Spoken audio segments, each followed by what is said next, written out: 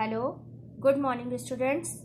आज का हमारा जो न्यू टॉपिक है वो है विराम चिन्ह। ठीक है, इससे पहले आपने वर्तनी पढ़ी थी, अब है विराम चिन्ह। विराम का क्या मतलब होता है? विराम मतलब रुकना या ठहरना।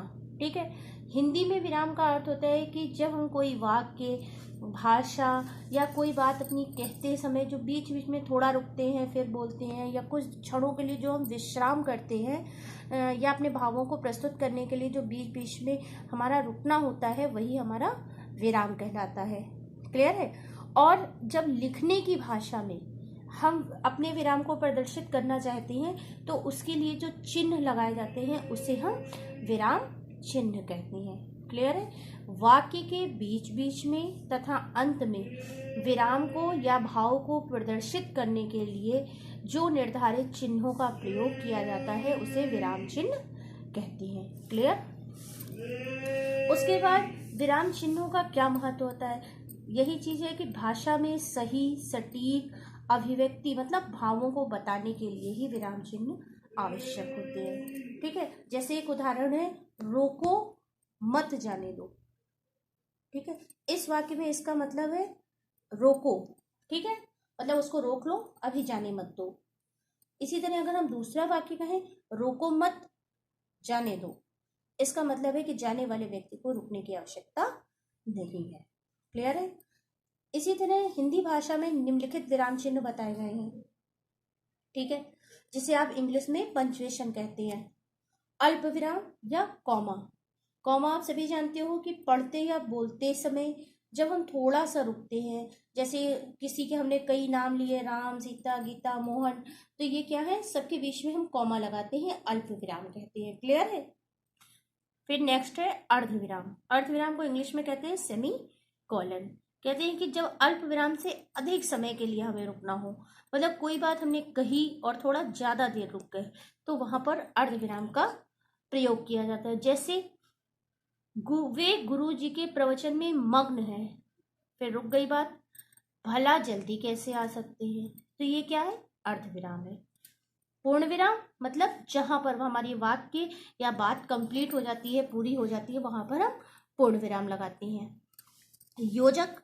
योजक चिन्ह को इंग्लिश में हाइफन कहते हैं। योजक का अर्थ होता है दो विपरीत पदों को आपस में जोड़ने के लिए योजक चिन्ह का प्रयोग करते हैं, जैसे माता पिता के लिए। निर्देशक चिन्ह क्या होता है? निर्देशक का मतलब हम जिसको डायरेक्ट कर रहे हैं, डैश जिसका प्रयोग करते हैं।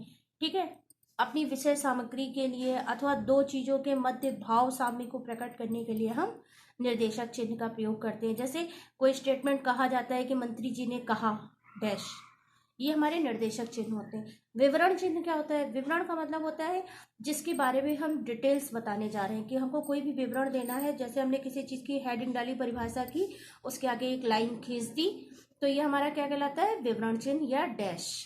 प्रश्नवाचक चिन्ह, जब हम किसी व्यक्ति से कोई क्वेश्चन पूछते हैं या प्रश्न करते हैं तो उसके स्थान पर प्रश्नवाचक चिन्ह लगाया जाता है, जैसे तुम्हारा क्या नाम है। विस्मयादि बोधक चिन्ह।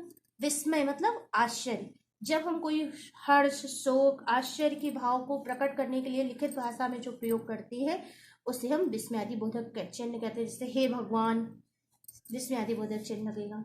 फिर उद्धरण बोधक चिन्ह क्या होता है? उद्धरण बोधक मतलब इन्वर्टेड कॉमा, जब किसी की हम बात को ज्यों का त्यों लिखना चाहें। जैसे सुभाष चंद्र बोस ने कहा कि तुम मुझे खून दो, मैं तुम्हें आजादी दूंगा, तो इनका नारा जो है ये उद्धरण चिन्ह या इन्वर्टेड कॉमा में लिखता है। इन्वर्टेड कॉमा दो प्रकार के होते हैं, सिंगल इन्वर्टेड कॉमा और डबल इन्वर्टेड कॉमा। कोष्ठक चिन्ह। कोष्ठक चिन्ह क्या होते हैं? इसका प्रयोग अर्थ बताने के लिए, जैसे कोई चीज का अर्थ बताना है, कि जैसे हमने कमल लिखा, कमल के आगे ब्रैकेट का निशान लगा दिया, उसके बीच में फूल लिख दिया, मतलब कमल से हमें सेंस आ रहा है कि फूल है।